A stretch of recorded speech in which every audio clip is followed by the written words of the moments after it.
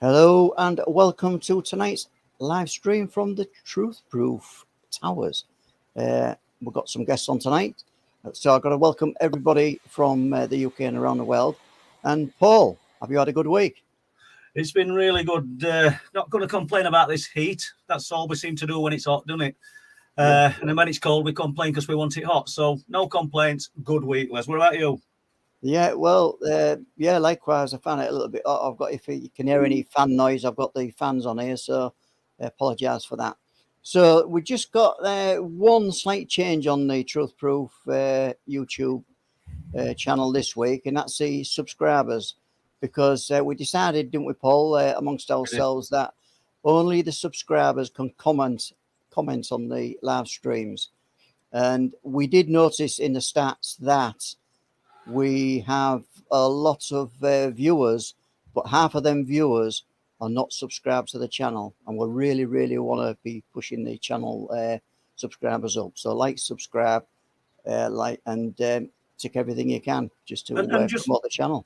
Push it, Les. You know, and everybody that's listening, it's absolutely free to subscribe. There's no money involved. It just helps build the channel. So yeah, all good. Yeah. Okay, so without further ado, let's have a look. I can't bring Jo on, Paul, at the moment. Her device is not connected, it looks like. So I will just move on. Yeah. And first of all, we'll bring Don Lodge. Don, welcome to tonight's stream.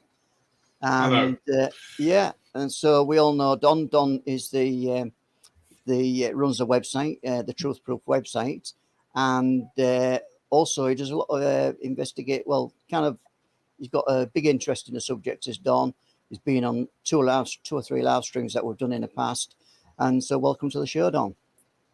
Yeah, welcome, Don, and he's never short of some original and sort of interesting to talk about. And as like Les has said, I'm forever grateful he does the website for me. So all reports that come in from the amazing people out there, Don looks at them as well, and we kind of discuss what we're going to do with them, and Don gets them put up there. And obviously, and Night People, edited Night People and Truth Proof 4 for me. So I've a lot to be grateful for. Don, what have you been up to? Have you been busy? Well, I mean, thoroughly enjoying this weather. Went to Wales a week ago. No, I think as most people, some of the people here know me, I'm retired, obviously an old sod. And I spend most of my time oil painting, which is quite nice, sitting at this desk painting away just here at my easel. And while I'm doing that, it's a good thing because I listen to YouTube. So I'm reasonably up to date with, the Linda Moulton Hounds and the Dolans and the mainstream things, as well as quite a lot of peripheral things and more philosophical. I'm very interested in cosmology and the universe and the gobsmacking things that are going on there, which I might touch on a bit more later on.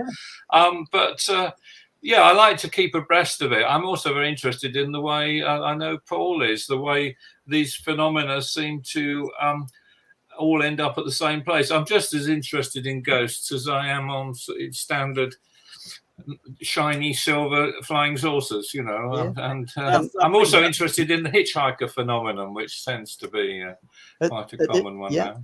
Thanks, Don. At this point, I'll bring in our next guest, Paul. Our next guest tonight is Steve Ashbridge. Now, Steve Ashbridge has been a friend of yours for 20 odd years, you said. Oh God, yeah, maybe 30 odd years. He's been on lots of investigations and witnessed a lot of things with you when you've been out researching. So, welcome to tonight's stream, Steve. How you doing, Steve? You all right? Yeah, good. Thank you. Are you? Yeah, this is good. It's just like talking to friends. You got Les, Don, Steve. It's all good. That's good.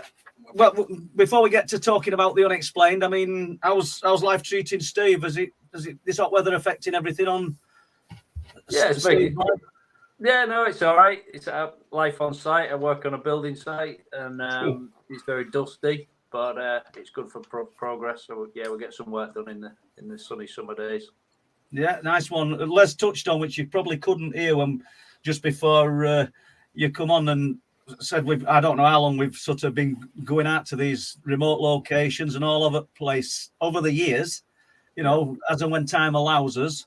And we've seen some interesting things. And I know when you come on live stream, probably 3 or 4 months ago, a bit longer, maybe a bit more, touched on some of them. But I think it might be good to, not rehash them, but go over some of these things again. I talk about Rendlesham when we went there, not at this moment, but at some point, because we spent some time there, didn't we? Camping out in Derrick's garden and then going into the forest, and all good.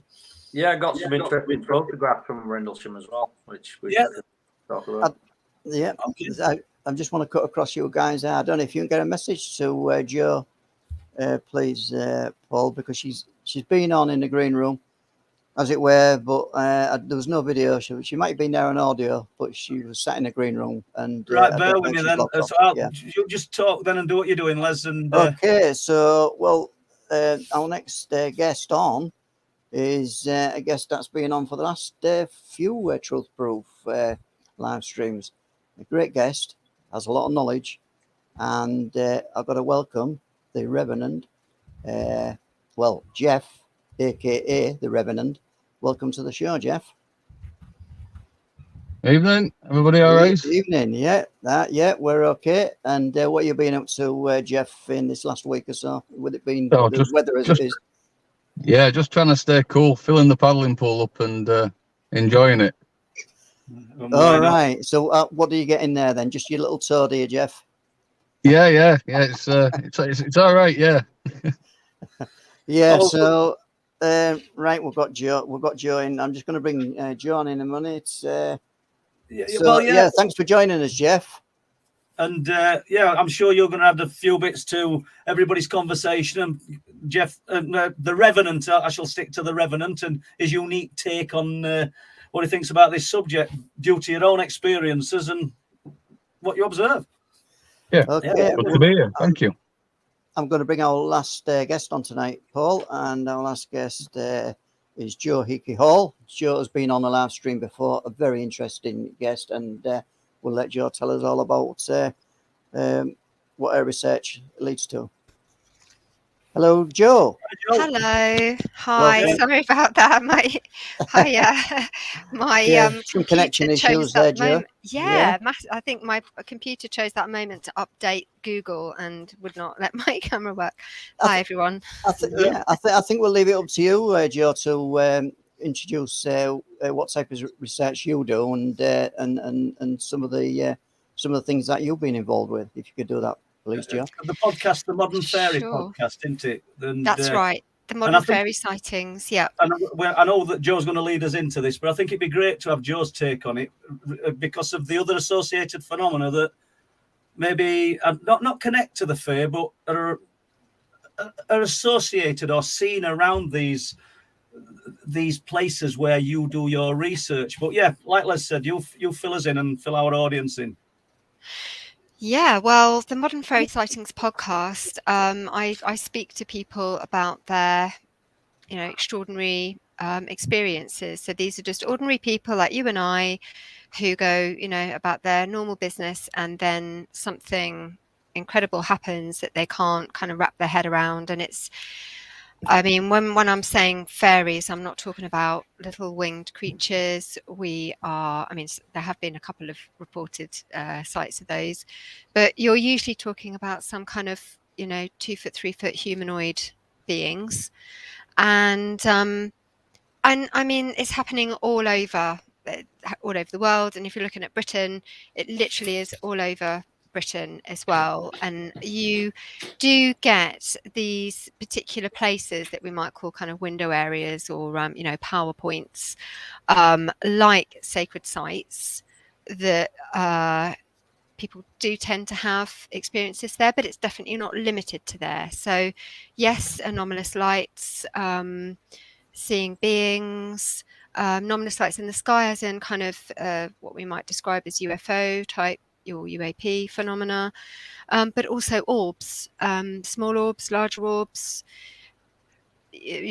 other sorts of phenomena like sometimes music. That's kind of more rare but I can tell you a few stories tonight of these sorts of encounters that have taken place in Britain and Ireland. I've kind of stuck to the stories that relate to Britain and Ireland, really. Yeah, it's the project is really about kind of breaking the taboo about talking of these experiences, because you know, we're used to talking about things like anomalous lights and UFOs and ghosts, but when it comes to fairy, people just close down. They just think it's, they've been sort of socialized to believe that that's just ridiculous and beyond comprehension for them, because it's too far down a line of the unknown, and it's kind of been infantilized as well, with children's fairy stories and television depictions going way back with the folklore as well. So yes, so that's the project, is really just talking to people about their experiences and what it was like for them, because what I tend to find is that after these experiences, they have some kind of transitions in their lives. Their life is different afterwards. Without going too deep at this moment, but these experiences, on the whole, are they positive, or is it a mixture of positive and negative? Well, that's complicated, because you could say that being terrified by some kind of being that you've come face to face with might be negative. Okay, so at the time, that is very frightening, and if it's happened as a child, you're going to take that with you. But actually, even the terrifying experiences lead to some kind of renewal or understanding or evolution in the way that they see the world. So it's not always a lovely experience, definitely not. Though for the most part, it does seem to be a very pleasant experience for people, and it's not a kind of wow, this was a huge sort of bells and fireworks moment. It's usually very mundane. And it's really usually very much a sense of what their experience feels like nature to them, like a natural meeting with wildlife. Do you mind, Joe, if we throw that out to Sure, yes, Revenand or yeah. Don or Stephen, if they've got any views on this and this particular aspect of the unexplained phenomena? Yeah, I think the fairy sort of pixie thing is like you were just saying, Joe. It's very hard for people to get past the social stigma of it, and throughout history, fairies were quite nasty, but guardians of the earth, so they keep us up here, but then down there, from what I understand it, and then it's slowly become very fairy tale-ish, and all the Disney stuff's happened, so it's thrown a lot of bad light, but also it's brought it to light as well. So it's with the majority of your cases, are they mainly sort of female, or are they mixed, or? Do you mean the people that experience these beings? Yeah. It really is mixed. It really very much is mixed, and it's all ages as well. Okay. From small children up to very elderly people. But yeah, very much mixed between male and men and women. Yeah. Mm-hmm. So there's both elements of male and female energy associated with the accounts that you're receiving, and that. Yes, but in terms of well, yeah. Do you mean the beings that they actually see? If you're talking about the beings that they actually see, then they're often male. Right. Okay. What they might describe as male. When they have a kind of humanoid, when they're presenting some kind of humanoid figure. But there are definitely female beings. I'm thinking a lot of the time there have been a few kind of small, what you might think of as a Tinkerbell type figure that have been female that have appeared to both men and women and boys and girls. But the taller, kind of what I would describe as kind of she-like beings, the sort of glowing ones, the tall beings, the women are, and I realise this is a massive stretch for people to take on board, but some really beautiful beings, and they tend to appear I mean, I haven't, this is not an exhaustive data set that I have at the moment, but just from the experiences that have come in, what tends to happen is that very, very beautiful women appear to men, Right. and the same for women. Very strikingly beautiful male figures appear to women. So we need to start then looking at kind of sexuality as well, sexual preference, to see whether that works out there as well. So that would be something interesting to look at. Do you think there's an element of trickery and that's presenting with at all, or I don't know? Yeah, I do. And I mean, I've had, particularly in that kind of area of, say, eroticism or attraction, because I have heard from a few people that, well, in one particular situation, a man was having this experience where a woman appeared to him in, I think it was his workspace, which was above the bedroom. So it was in a house. The office was upstairs. Their bedroom that he shared with his wife was downstairs. And this being came to him, and it was a really overpowering experience. But meanwhile, downstairs, his wife was having a horrendous experience with something that came through the ceiling. Okay, so simultaneously, he's having a kind of ecstatic moment of some sort. She's having a terrifying, horrendous experience with a very different looking being. Now, is that the same being showing itself in two different ways, and two people are experiencing it in two different ways? Possibly. Or is it two different beings? Is it two sides of the same being? There's just so many questions, but I do find encounters like that really interesting. Any views on that, Don, Steve, or? I was just going to ask the question: what do we think these could be? It's not something I've looked massively into, but I've recently read a folklore sort of tales book, and there's lots and lots of different accounts of fairy from various guises.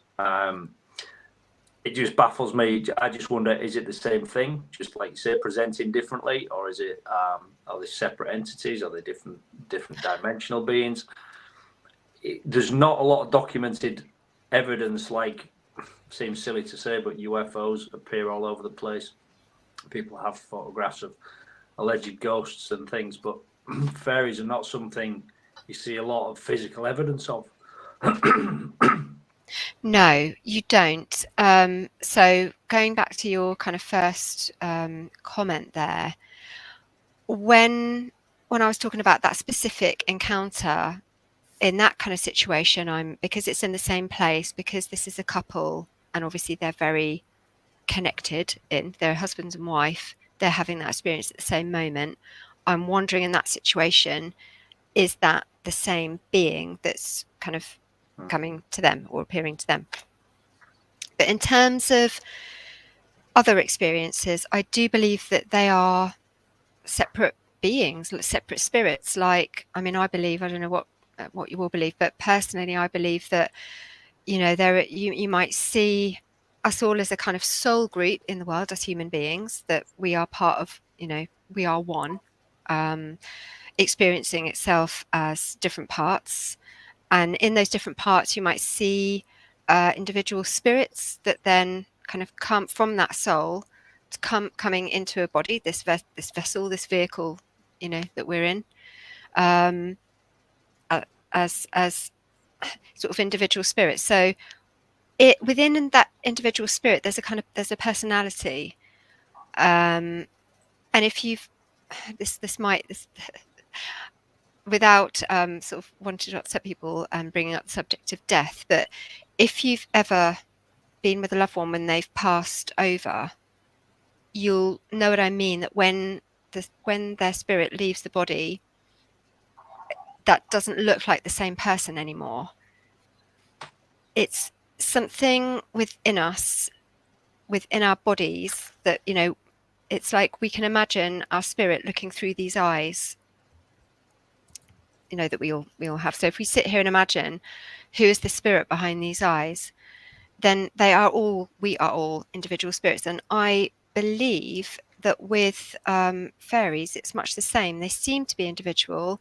They may be able to work together in ways like, say, for instance, bees, and you have you know, bees that are, and even with birds as well, where they can kind of work together in a way, in a kind of a shared consciousness, if you like. Hive mind. Hive mind is what yes, hive mind. Thank you. So I do believe that with these fairies, they do seem to be quite different. They have their own characters.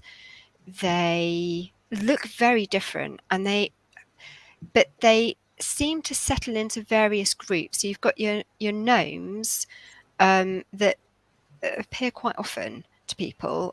That's the kind of experience that I had.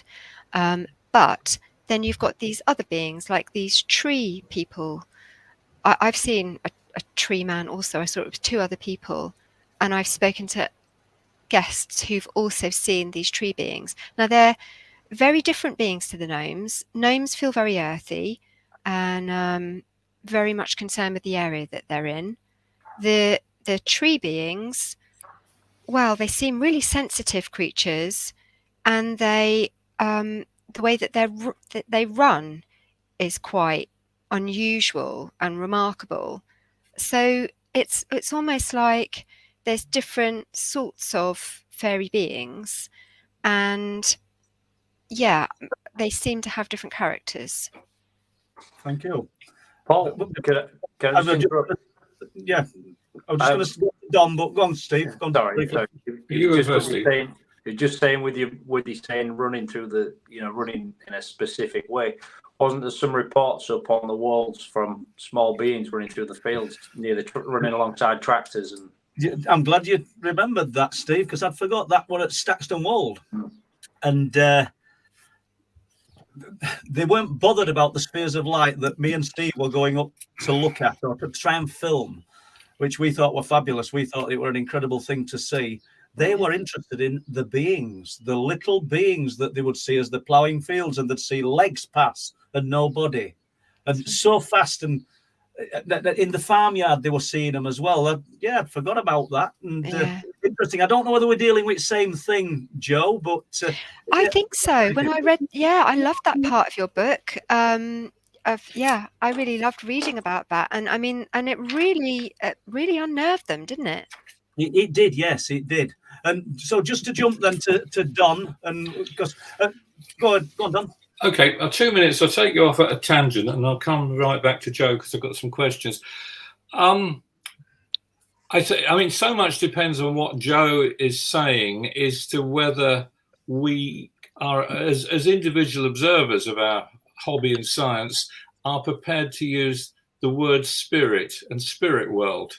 I think if one nods to that, one has no difficulty explaining the sort of communications Joe is talking about, and also the way different communications manifest themselves at different times to different people in different cultures and different groups. And indeed, someone like Joe is probably a lightning rod because she's tuned into it, she sees things, and other people just don't. And there are instances where people have been looking at a phenomenon off the cliff, and 3 of them have seen it and 3 of them haven't. It's as clear as that. I just want to do my normal little rant because it's one of the things I'd love to write a little book about it, but I'm not really clever enough.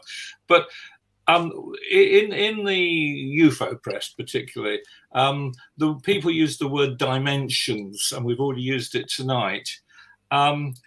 It's a dangerous word to use because we don't know what we're talking about. I mean, dear old Linda Morton Howe, she says things, oh, I don't know whether it's from another planet or it's dimensional. And that is utterly meaningless, because of course it's got dimensions. What she's getting at, and I'm sorry some of you know this, but a couple of listeners might not, is in fact the scientific world in cosmology and quantum mechanics and all that sort of thing is making great strides, but it's in absolute chaos. There's this thing called string theory that explains very, very small things, which says we are actually made up of 11 dimensions, and most of them are very tiny, but we don't understand that. The other thing that's pushing forward, and I think this is relevant to our level of understanding, is some of you will know, yeah, we all know Einstein. Some of you know a little bit about relativity. Some will know that if you go fast, time slows down for you. There's lots of the books and stories all about that. It's all true as far as we know. But now the latest theoretical physicists are saying that space-time is not a reality. It's just an analogy on what we're seeing.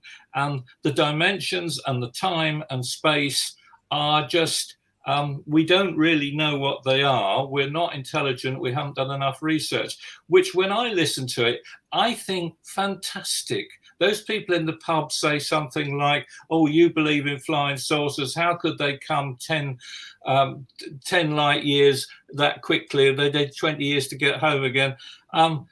We don't understand these dimensions. We don't understand what space is. The fact there's a race out there that does and can probably do 100 light years in 10 minutes because they short circuit through some other dimensions. I'm very happy to live with that. I don't pretend to say it's true, but I think there's something wise about knowing what you don't know. And when it comes to explaining our hobby or our research, we don't bloody know. I only get cross with people who wave a finger and say, oh, yeah, but the green man said to me that you're wrong. They may be right, but they can't be adamant. So I hope I've shed a little bit of hope for the fact Joe's really onto something that manifests itself in ways, as far as I'm concerned, we don't fully understand. But we've got so much evidence to prove that we don't understand, and what we thought we knew in school at physics about astronomy. I mean, just think the universe, it's so big, they say it's infinite, but what's at the end of it? A brick wall with spikes on top? We can't imagine something less than space, and we're surrounded by something that is less than space. We have as much idea of what we're talking about as our cat does. Anyway, sorry to digress. I thought I'd throw that in.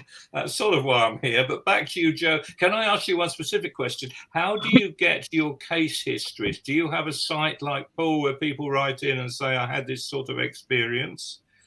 Because we had a little man, didn't we? What was it called? A Reiki or something, wasn't it, Paul? A rake this week, yeah. A rake this week. A little, rather gruesome little creature, but someone and his wife had seen one.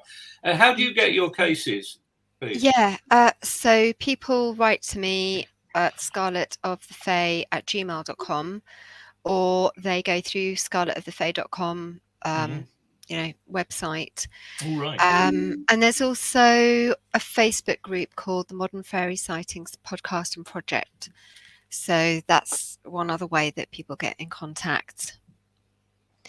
And then sometimes it's just to have a chat because they want to kind of share it, because a lot of the time people don't have anyone to kind of talk about these experiences, these encounters with. And sometimes then, we go on to have a bit of an interview about it, but that could just be for the book that I'm writing. I don't think I'm clever enough to write a book either, to be honest, but I'm giving it a go. I'm giving it a go anyway. If I can do it, you're all clever enough. Believe me. Before I'd like to come back, Joe, at some point, providing your time allows. And I want, not necessarily right now, but to hear about your own sightings and experiences a little bit. But throw it out there to anyone else now. Do you want to talk? Have you that you want to cover Revenant in particular? Is anything that's on your mind? Well, I haven't got a personal fairy account of my own, but but your own experiences, and just share one with us, and then we can just kick this around. Yeah, well, I mean, it's fascinating is the fairy aspect, Joe. Not far from me, there's a rocky outcrop called Armscliff Crag, and there's a cave system that goes underneath it, which is referred to as the Fairy Parlour. And the locals around Stainburn, North Rigton, they used to keep the babies dressed as kids, as girls, I think it was, until they were like 4 or 5 years old, so that the fairies wouldn't take them. Is So this folklore? Well, it's folklore, but then I've had a farmer tell me that he was dressed like that when he was younger. All right. That lives in Stainburn, so or did live in Stainburn. He's dead now, but so there's some truth to what's been allocated to it. Do you know what I mean? So I wonder how many. So with your accounts, Joe, how many is there many of the modern accounts that are similar to the older accounts, or are they completely different now? A lot of the time, they are different in the folklore accounts. There's often some kind of moral lesson to be learned, if you like. Don't go out after a certain time. Keep your house tidy. The moral of the story is all of these sorts of things. But and in reality, when people have these experiences, it's just an incredible moment, either in nature or sometimes in their homes, where they come face to face with a being, and often there is eye contact, and very, very compelling encounters which don't look anything like those kind of moralistic folklore tales. However, in the folklore, you'll get a lot of, say, the fairies being seen coming in or out of mounds or hills, or fairy forts, raths, whatever. And you will get descriptions in the folklore of, say, fairies dancing in circles. And in reality, when people have these experiences, that this is what can happen. They can see fairies dancing in circles. It's not. I don't get reports like that all the time, but I do get these encounters coming in. I definitely get encounters coming in where people have seen anomalous lights that are then connected with some kind of encounter that they've had. And if you look at the folklore, a lot of the time they have spoken about these lights, and they might have called them, jack-o'-lantern, or had other names for them. But and certainly with the caves, there's a real strong connection between the realm of the fairies and the other world and caves. Is the entrance into the other world, then it's, going into the earth, and the idea is that these beings live inside the earth, and that was what was believed, back in the day, that these beings, they were either departed souls of people that had died, and then their bodies might be in the cemetery, but their souls or their spirits were in these mounds, these places. There are still lots of reported encounters connected with caves. I don't know if anybody watched Hellier, that documentary. It's so addictive. Has anybody here watched that? I haven't seen it, no. I haven't seen it, no. There was you have to watch it. I think you'd really enjoy it, actually. If you're interested in these sorts of things, you'll definitely enjoy Hellier. It's quite spooky, and it's quite fun, really, too. But yes, there are definitely these places in the landscape, wells, streams, caves, mounds, all of these kind of wild elemental places seem to draw or have some kind of effect on the people that are passing by them. We don't know whether, looking at mounds in particular, the argument would be, were these places, say for instance with dolmens, because a lot of the mounds, like particularly in Jersey, a lot of the dolmens would have been covered with a mound at some point. There were burial grounds, the same as a lot of the mounds up near you, up there in the north of England. And were these places venerated beforehand, and that's why they buried their dead there. That's why they built their dolmens there. Or was it that the dolmens and the mounds were made there, and the fairies or the spirits that of place liked to, were drawn to them? We don't know. I suspect that it's the former. I suspect that there are places, that these PowerPoints. Could I just ask a question from somebody before we move on to anything else? And I still want to come back to your sighting if we've got your experience, if we've got time. But Pat Adams Rice asks, Joe, is there a hierarchy within the Fae? In some traditions, there are. You have the Seelie and Unseelie courts. And in some traditions there are these ideas, and anybody that's interested in the kind of folklore traditions, then I would recommend they read Catherine Briggs, and also Jeremy Hart's very good on fairy traditions as well. He wrote a really great book called Fairy Traditions, I think, exploring fairy traditions, so I recommend that. But in reality, no, they don't seem to, No. as far as I know. I mean, going back to what Don said, I know nothing really. All I'm doing is collecting people's experiences, and along with many other researchers, I might add as well. I'm definitely not the only one doing it. There's a lovely group of us that are all doing this, and we are trying to sort of piece things together and form pictures, and sometimes you get another bit of evidence and it's like, oh, okay, this kind of makes a bit more sense over here, but then another piece of evidence comes in, it's like, oh, what I thought was kind of, I thought I'd kind of got that sussed in my head, and now I'm not sure. So, but this is what it's about, isn't it? We should never be so sure of ourselves that we think, oh yeah, we have all the answers and it's like this. We just don't know. But we can look at the traditions, and sometimes see whether they do reflect the actual lived encounters. And as I say, much of the time they don't, but sometimes they do. It's more about the kind of the behavior of the Fae, like as in the kind of the dancing and circles, which when you think about it is a natural, when you think about the way that the wind will blow leaves in a circle. These are sort of natural aspects of nature, aren't they? So these sorts of descriptions, they do tend to follow through to the lived experiences, but much of it doesn't really. Right. Okay. Yeah. If anybody else, if we just wind that up for a moment, unless anybody's got anything to add, I want to just go to Steve, because, and it's kind of on lines what you were talking about, but we spent some time on the Wolds back in 2009, and I couldn't hear it, and Steve could. And you know what I'm going to say, don't you? It were up at Cottam. And by the way, I do believe we kind of trust each other, me and Steve. And he's not prone to fantasy, and I don't even have to tell you. I know you know what I'm on about, and we haven't pre sort of done anything beforehand with this, have you? No. At Cottam,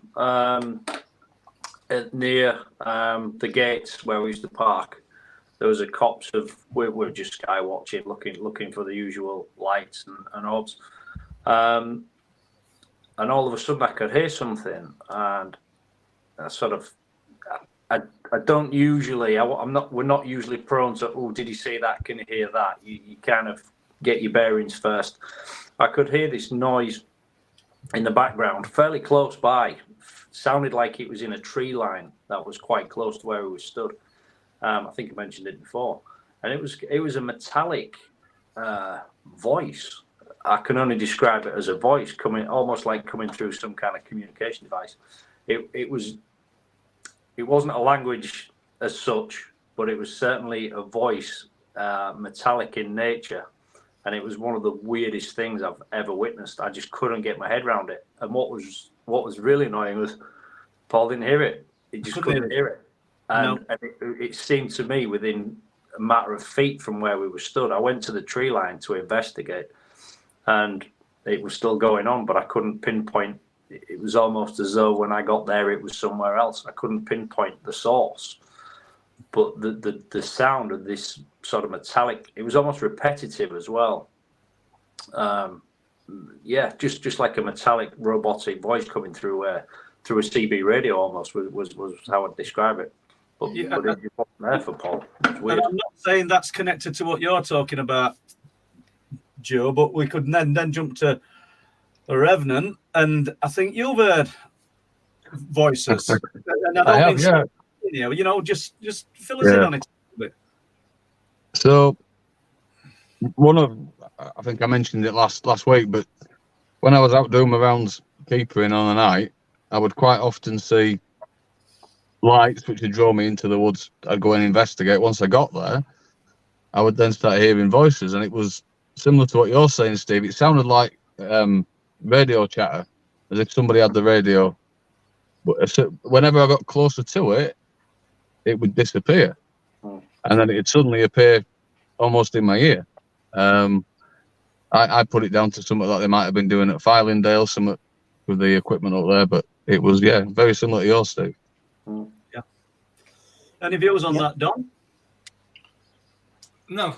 I mean, I think it's fascinating how different people can hear different things. And I suppose the only funny thought I did have is Filingdale's radio frequency, tooth fillings, vibrating them, rectifying. You might have a very simple radio receiver in your mouth. It has been done. I'm not saying for 1 minute, but we just have to say it's 1% explanation. Can I just come in at this point? Yeah, I'm just going to shut my door. I've got to thank the people who sent the super chat through tonight. So I think I've got to thank Lee Roscoe. Just going down the list. I've got to thank Karen Taylor, and we have to thank Honor the Fire. Thanks for all the super chat. Brilliant. Greatly appreciated. Thank you very much. Oh, well. Paul's got his website bill to pay this month, so it definitely has. And I've just got to remind people, if you have any questions, please put them in capital letters, and it'll enable Alison, who's doing the moderating tonight. And by the way, thanks for moderating tonight for us, Alison. It'll help her identify these questions and send them through to us. So I don't know if you want to take any questions, Paul. Just 1 second, because Don's got his finger. Just a quickie for Joe before we move on. I've been listening a bit to some dated broadcasts, but particularly in America, angels form a big part of what people see and feel and need. Do angels overlap with modern fairies? Serious question. Okay. I feel they're very different. You can have, I mean, I've actually had an angel experience as well. It sounds like I'm ticking them off here, but this was a long time ago. It must have been about 13, 14 years ago that happened. And it was when a member of my family was very ill and not, it was very sort of touch and go. And I was in the hospital with them. And I did a healing on them, actually. And I saw two very tall beings come in through the hospital, the direction of the door, but it didn't make sense because they were taller than the door. Anyway, that's another story. They felt very different. So I have spoken to people who've also experienced both. They just feel like they're from somewhere different, and it sounds. But then again, sometimes the Fae also feel like, some of them feel very earthy, and that we don't know, but they feel like they're part of the earth. And then sometimes these other ones come in, and I've talked to a guy about this on one of the episodes. It's called Awakening to Them, and we talked about this, is that there are these other beings that feel like, without wanting to talk about other dimensions, Don, they feel like they've come from somewhere else, not of this earth. Now, whether there are parts of the sphere that we're in that we don't understand or we don't recognize as easily because we're used to the kind of earthiness of the gnomes, which almost feel like wildlife creatures. It's quite a similar sort of sense. Whether it's that or whether these beings are akin to something like we might imagine aliens, I don't know. But again, they feel very different energy.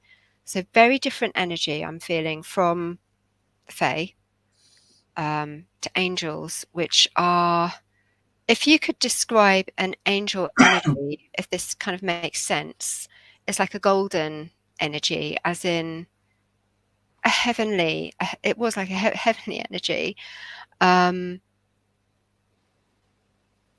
As high vibrational as you could possibly imagine. That's how the angels felt. Okay. Not even something that you could sort of necessarily communicate with. Whereas the Fae beings are closer to us.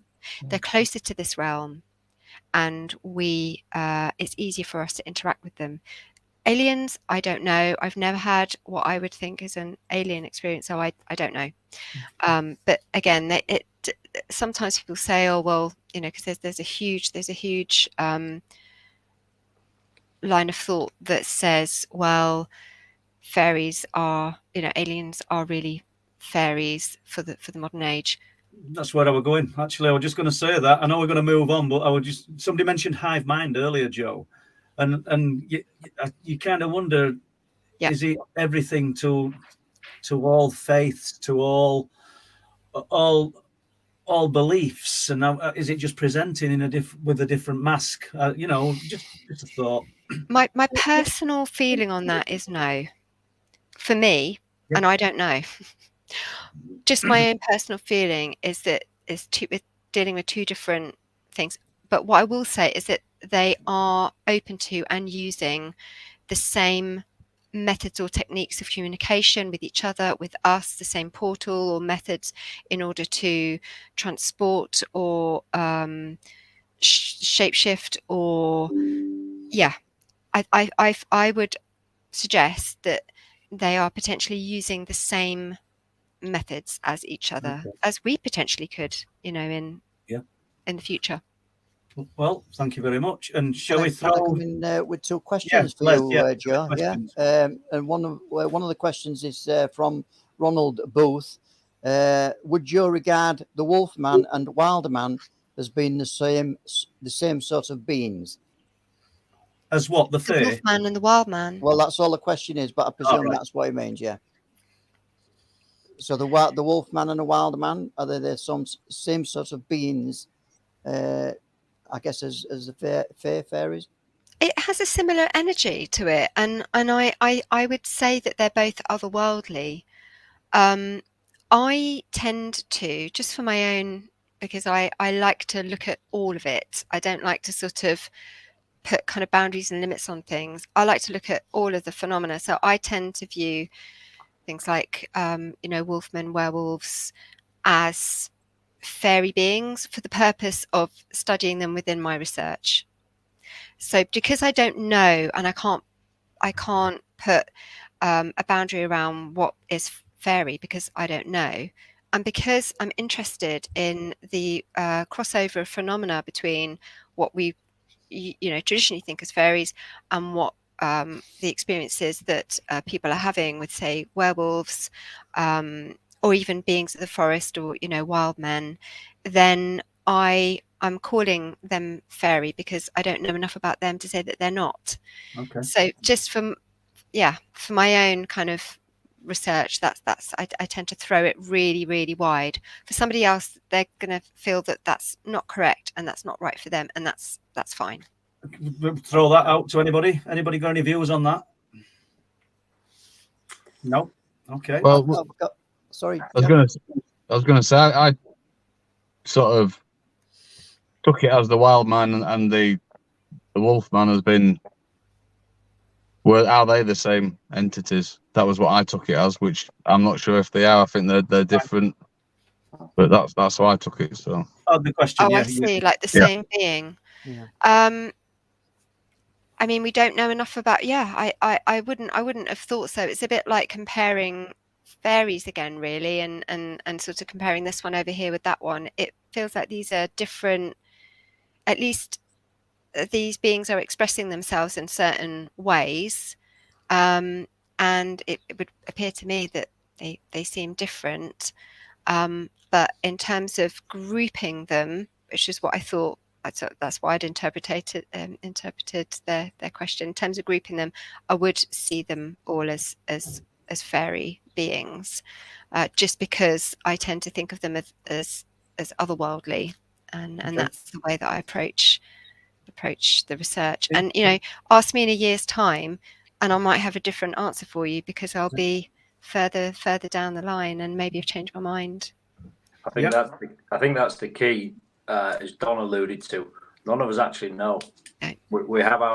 We can have our evidence and our research, but none of us actually know. Yeah. So it could all be the same thing. It could be all completely different. I do believe a lot of what we call paranormal, I'm not the first one to say this, won't be paranormal in years to come. We'll have a better understanding. We will have scientific explanations for a lot of it. Yeah. But right now we don't have those answers. So it's still paranormal under that umbrella.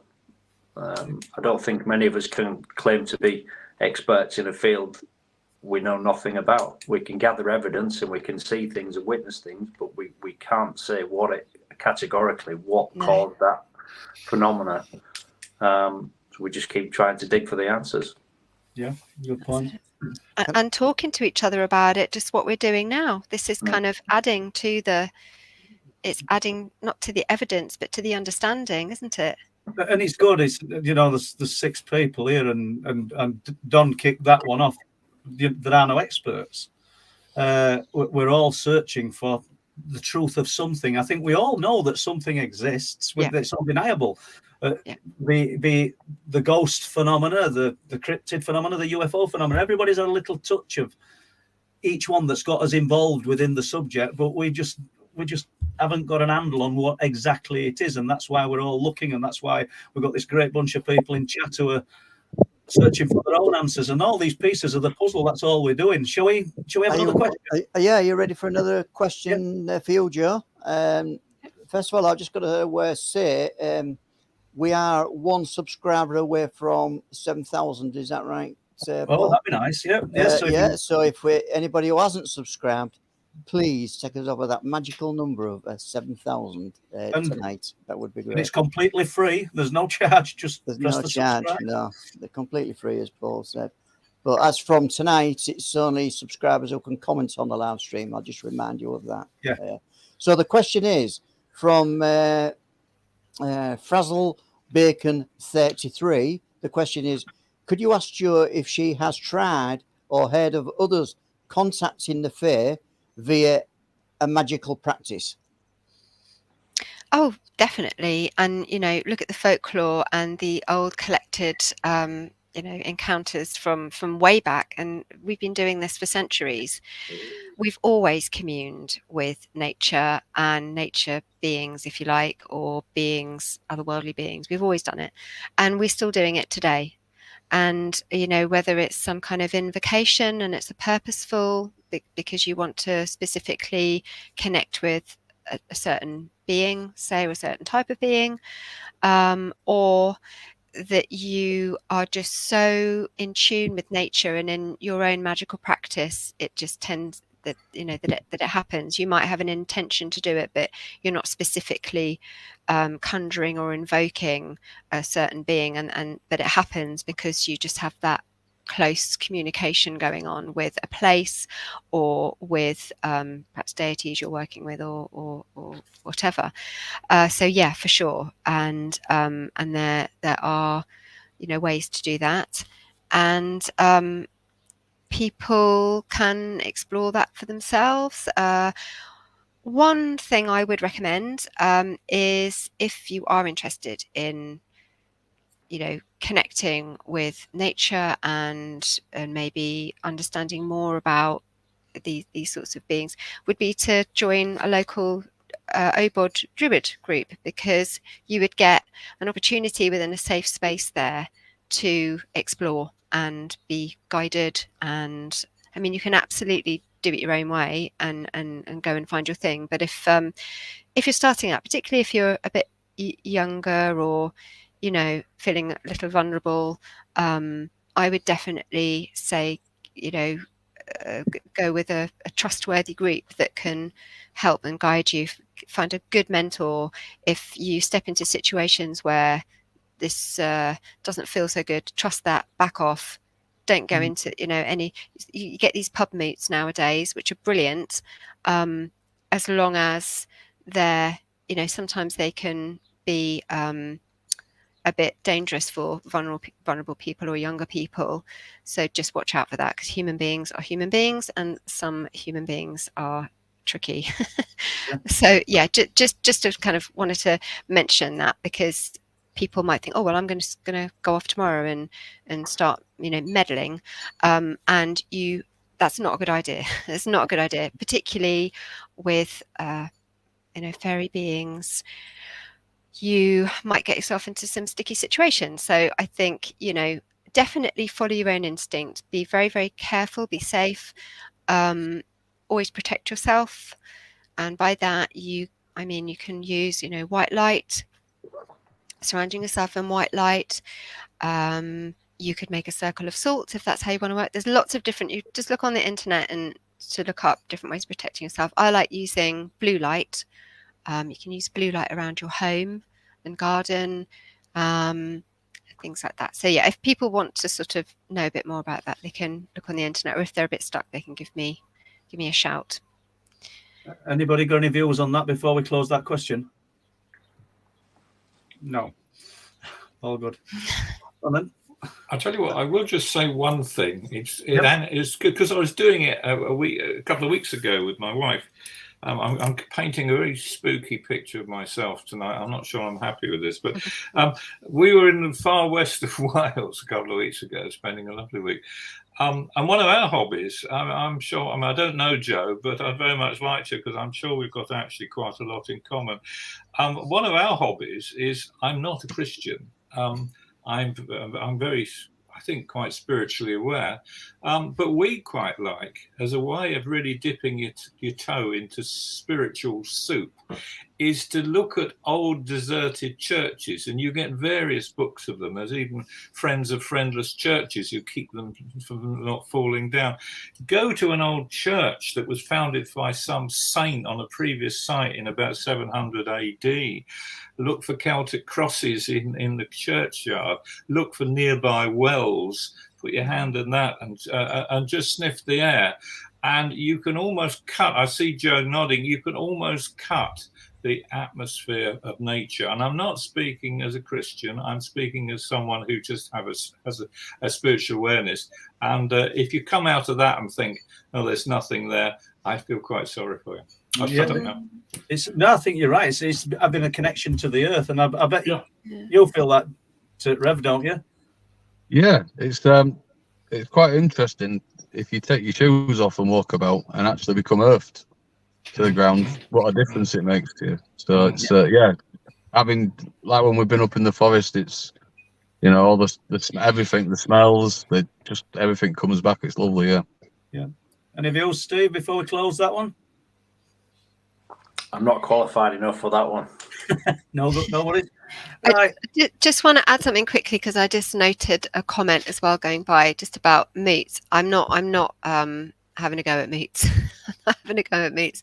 Moots are really good for bringing people together, and we all need community. So there are some really wonderful moots, and I've been to lots of wonderful moots, but I'm just saying, just, you know, look out, because human beings, I don't think that you've said anything wrong, Joe. In any situation, people can prey on vulnerable people. Yeah, be guarded. I think it's a wise thing to say. Les, have we any more questions?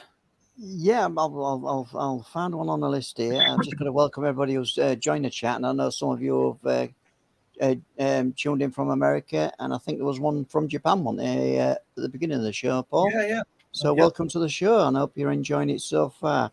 So I've got a question let's have a look, Frida Baxter is asking, what about wormholes, if they exist? Could these beings be coming from another universe? I'm going to put my hand up and say I'm not qualified for this one. Don might want to tackle it. I don't know, or he might not. Well, there is a lot of debate about this, and the answer is yes, possibly.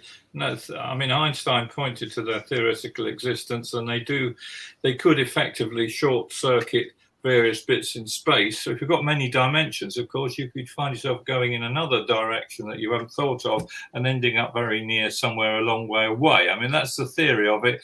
I gather, as far as modern physics are concerned, the problems of getting into the wormhole, not being destroyed and sucked through it and ending up where you want to go are not very likely. So it's possible, but it's not, as in current understanding, is not very simple, and it is not going to suddenly happen. Okay. Right, that's answered that one. Yeah, well, I was just going to say about wormholes. It's maybe just a case of looking at technology from a different point of view. It's just technology not obtained. There was talk, I don't know, about 20 years ago of building a tunnel under the Atlantic from London to New York, which was going to be a vacuum train. I think they reckon it would cost London to New York in a couple of hours. It was somewhat ridiculous. So that's the closest that I've heard in physical terms of producing that. But who knows what's possible? Yeah, that's a good point. I'd like to get this question in from Lee Roscoe. Okay. Lee's asking for Joe, do you find people are in certain sense of mind, or state of mind, I guess, when they see fairies fair? And is there a certain time of year that they are seen more? Really good question. They can be. Time of year, definitely. You've got the festivals through the year. You've got Imbolc in February. You've got Beltane in May. You've got Samhain that we know is Halloween in October, and Lunasa as well in August. So and the quarter days as well. I feel the spring equinox, autumn equinox, summer solstice, winter solstice, powerful points in the year. So yes, at these times of year, most definitely. I mean, the tradition goes that this is when the fairies, move. This is when they start to journey from one land to the other, type of thing. This is when they make their trip through, and can be seen and felt and experienced in these sacred places. So there's lots of examples of that in the folklore, and there are lots of examples of people having these experiences around these power points in the year, the equinoxes, solstices, and festivals, and the times leading up to them as well. Yeah, so that's a big yes. In terms of them being in a certain state of mind or emotional state, perhaps, definitely. I think if people are kind of relaxed, for instance, I'm thinking of the encounter, the very first episode. It's called A Remote Encounter, that took place in the remote part of Scotland, where this guy is just coming back. He's taken himself off on holiday there. He just wanted to get away from it all. He's taken himself off on loads of lovely walks. He's coming back one night from the pub. He swears he only had a pint with his pie and chips.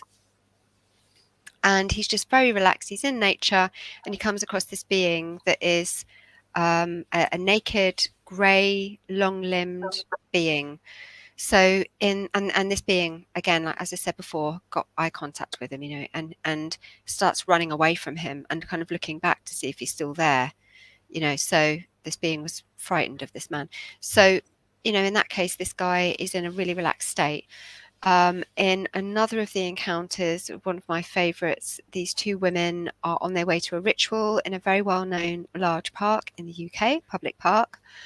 And as they're walking along together, one of them, the guest that came on, she was heavily pregnant at the time. They were both, practicing Wiccans, as they're walking to this ritual and they're a little bit late, there's a little fairy being, like a gnome, we might describe them as, running on the same path in the opposite direction towards them. And she described him as a real leaf crunching being. So in that situation, you could argue that they were already in a kind of ritual state of mind because they were walking to the ritual. They were already in that state. So you've got encounters like that where that person definitely was in some kind of altered state. For myself, when I had my experience, it was twilight. So not just time of the year, but time of day can be a big PowerPoint as well. So you've got, the threshold between the night and the day at dawn, and again the day and the night at twilight. And I was just going to say, when I saw mine, I was very much in love, a very powerful emotional state. So yes, I do often hear from my guests that emotional state was present, that it's notable in some way. But there are lots of other situations where things just happen out of the blue, and they might say that they weren't expecting it. Now, you can talk to people about their experience, and sometimes in just the act of talking to them about it helps them remember, oh yes, that was happening at the time. So maybe there was some kind of emotional state involved that they're not necessarily thinking of at the time that they're telling you about it, but later they have a realization. So it could be like that. But I do tend to speak to people that report just having these experiences happen out of the blue. Do you the emotional state, do you not think there's a common thread that runs through a lot of the unexplained with what you're just saying there? At times of bereavement, and I know I've said this before, and people tend to feel the presence of the deceased around them, and even see them and say they've come to visit them, visited me in my bedroom. Can we conjure these things in our mind? I'm only saying, do you think? I'm just throwing it out there. Or do you think these beings, the spirits, not necessarily if we're talking the Fae here, we're talking about ghosts. And I know Don's interested in the ghost probably more than the UFO. Do you think that at a time of bereavement, we're more in tune and we're more likely to see our past loved ones? Is Anybody? that to me? Anybody? And nobody. No, I'm happy to answer it. I didn't want to jump in and No, it's all good. I mean, I think that, we go about our business, we go about our daily lives, and often we're just on autopilot, right? And it's only when we slow down, and we might be made to slow down because something really difficult happens and we actually have to feel. Or if somebody, as you say, passes away, then we're drawn back to our human nature, who we really are, not the person that goes rushing off to the shop because they've forgotten a bunch of bananas or whatever, and that's your thing you're thinking of. Then you're distracted. There are so many distractions because you've got to be everywhere on time. You've got to be to work on time, pick your kids up on time, make dinner on time, blah, blah, blah. Okay, those are distractions. If you get real, and the times in our lives that we get real is if we have some sort of difficult situation, as I say, or if we make space in our day to say meditate or do something like just go walking in nature and actually really connect with nature, then maybe we are closer to our true selves at that point than we were running down to Lidl or whatever in a rush. Okay, and that's why we have these experiences, because at that point we are closer to our true selves, for one, and closer to the reality, the actual reality, not the stuff that's being laid on us by getting us to rush off everywhere and do things that are a lot of the time nothing to do with who we are and completely ridiculous, but who we really are and what really matters to us, and what's meaningful. So I think maybe those emotional states tie us into something, a quality of something that is also resonates with the quality of wherever these beings are coming from. Yeah. So Rev, do you think due to your lifestyle and a really secluded lifestyle back in 2002, and literally gone off the grid, in your words, you've gone a little bit feral, you said. Aye, a bit wild, yeah. A bit wild, but on your own, just tending to the pheasants and everything else. Do you think that connected you more? Plus, you're in this absolutely desolate location. Yeah, I mean, I think the connection, like I said before, I could hear a grasshopper go past. I was that in tune to everything. So the way that your mind works is you're only using, like, if you imagine your mind as a pyramid, you only use the top tiny little bit that's conscious. The rest's all subconscious. So maybe by spending a lot of time in the wilderness, in nature, you're slowly tilting that and what's our reality, which has been made by substance, i.e. money, power, and we're all slaves to it. Yeah. It takes us away from who we really are, like you're saying, Joe. And yeah, that's exactly what I guess happened to me. So I was more in tune then to more than just the woods, I would imagine. It's a very spiritual thing when you're isolated on your own and you don't see anybody. A lot of people find it quite intimidating, sort of not having any contact with people. For me, it never bothered me. I was quite happy to be in that position. So yeah, your mind opens in different ways that you're probably not aware of until you come across something. Yeah. You said you used to walk about in the dark, no torches or anything, didn't you? Oh yeah, I could walk about there and not a problem. I could go anywhere up there and find, like I said to you, when we couldn't find the house that night after the light incident. That's strange. I mean, beyond strange for me not to be able to find it. So that is interesting. Let's just touch on that for a moment, because I forgot about that, because we didn't add that into Wolflands. But when did that come back to you? It was after I'd spoken to Danny about it. Yeah. And he remembered it because he said it was a bloody cold night that we spent in the woods, just sort of there. Do you know what I mean? Do you want to just break that down a bit then, from the light to what happened?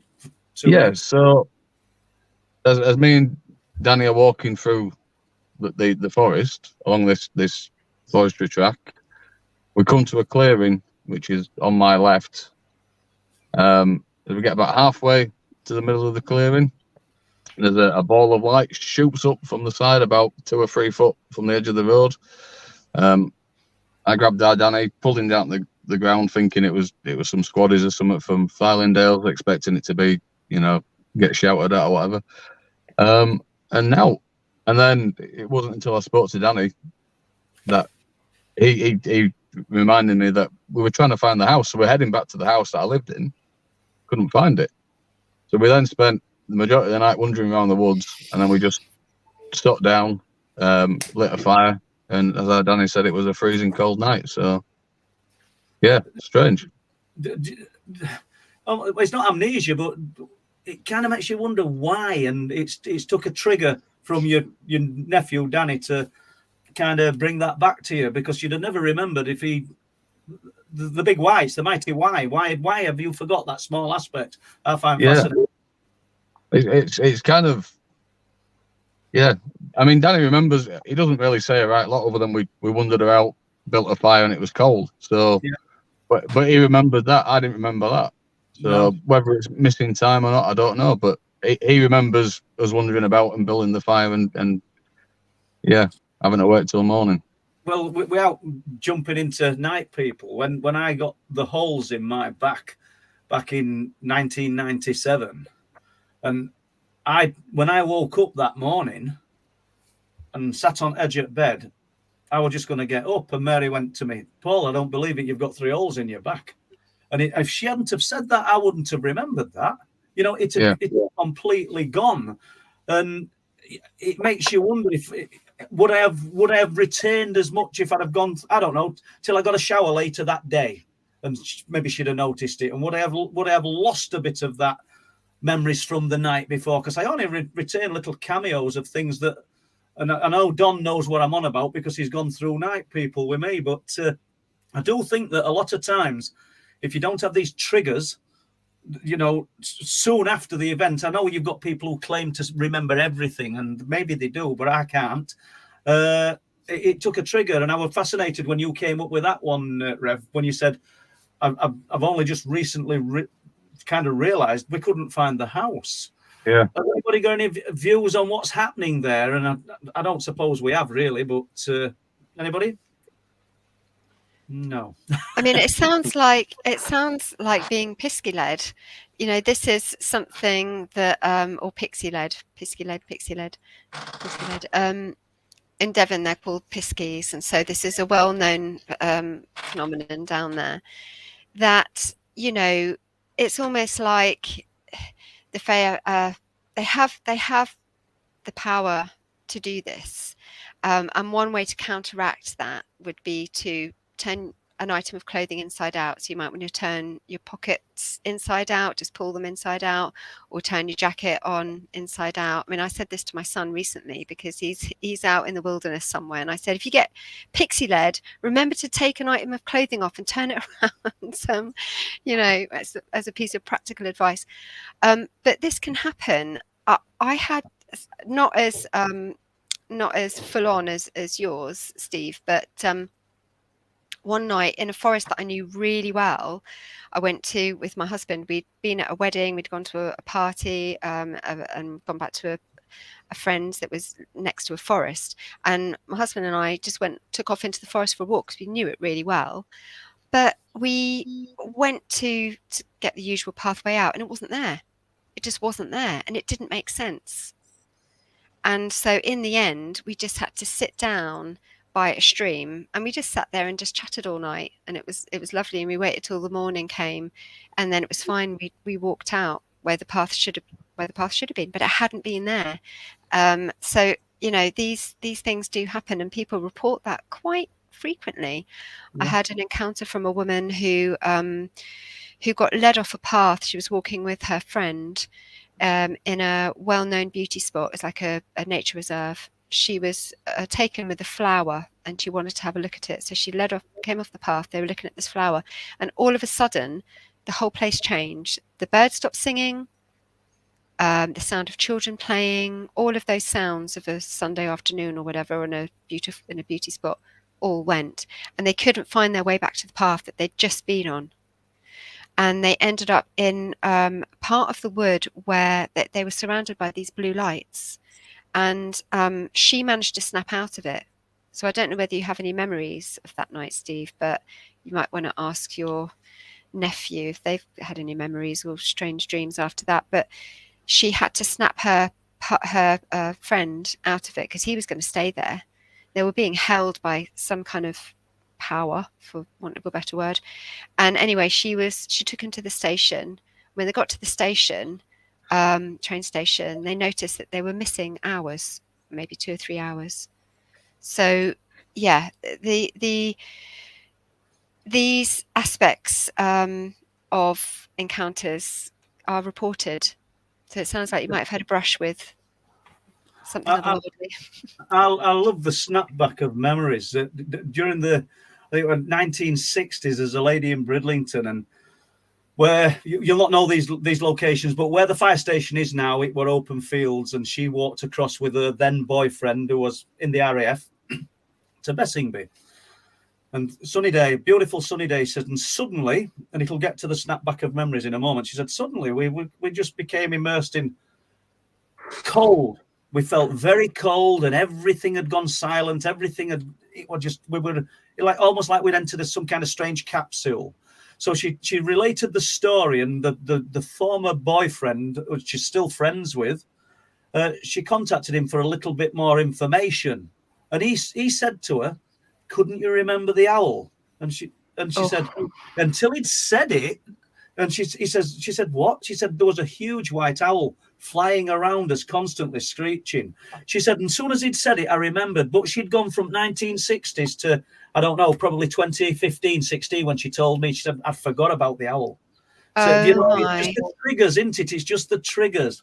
And I see correlations with what you're saying, Joe, and no disrespect to anything you're saying, but there's a lot of your fairy sightings could be another person's alien type sightings and alien type scenarios, and yeah, and I don't know. I can see that, and I'm not saying that you're wrong or I'm wrong. I'm just I can see that there's that kind of similarity and parallels to everything that's happening within the phenomena. It's like they all use the same kind of laws and mechanics to do what they do. Yeah.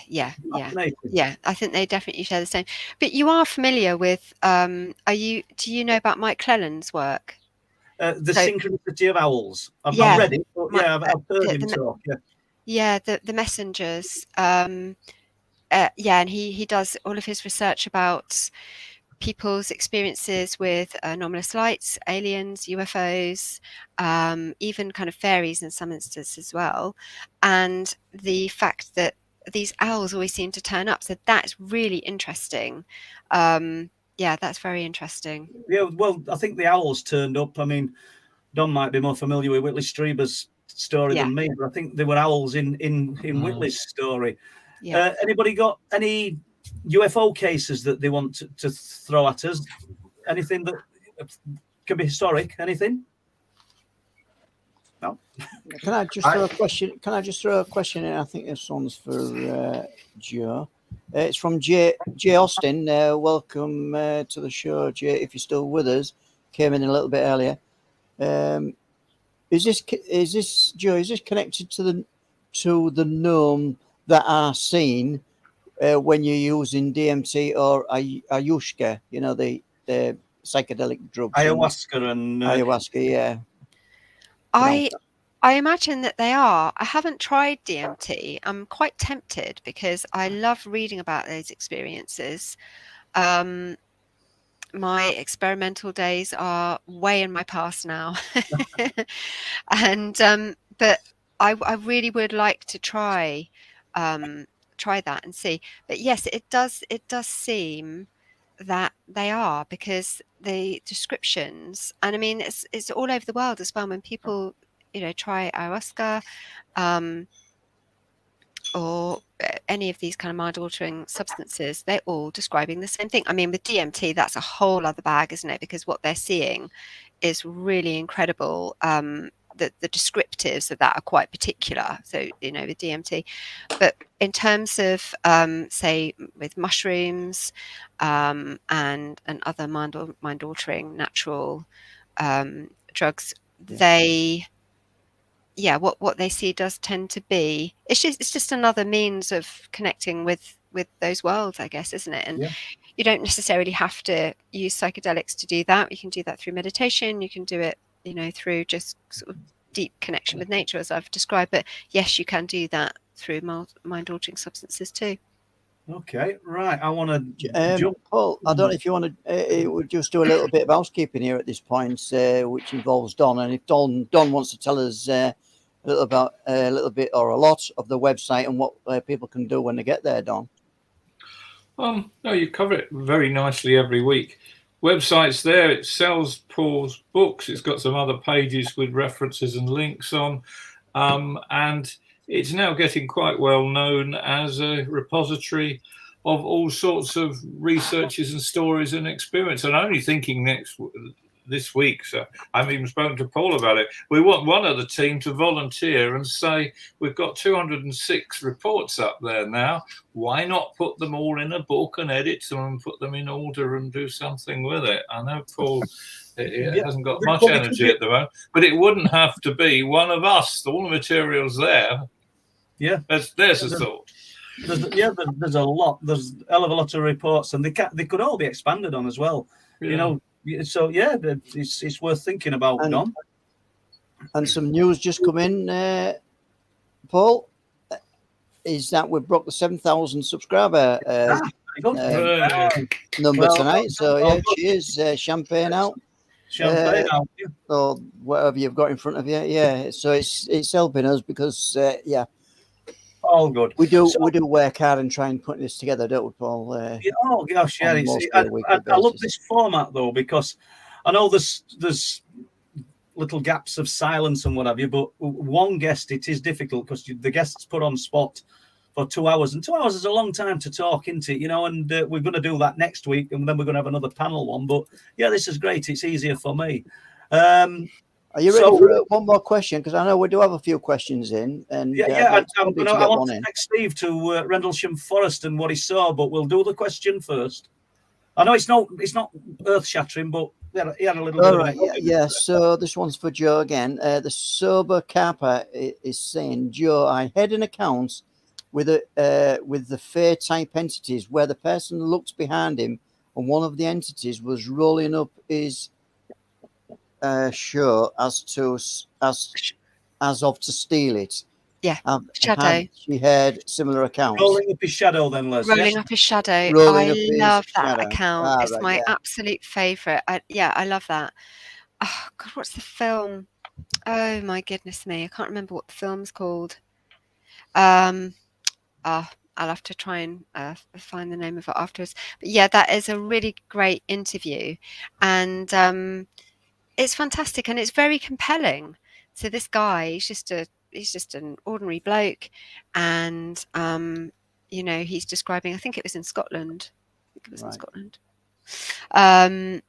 Yeah, he's just describing that he's sitting there. He's on a hillside. It's a beautiful day. He's just relaxing back, and then he looks down and sees this one being at the bottom where his shadow falls, rolling his shadow up, and another one where his shadow kind of would connect to the body with a pair of scissors cutting it off. So you know, whether these beings were, you know, taking his spirit away, and I'm smiling. It's terrifying, but you know, I love that that description, because this guy, he's, as I say, I believe what he's saying, and it is a great one. So yeah, who knows what these beings are up to?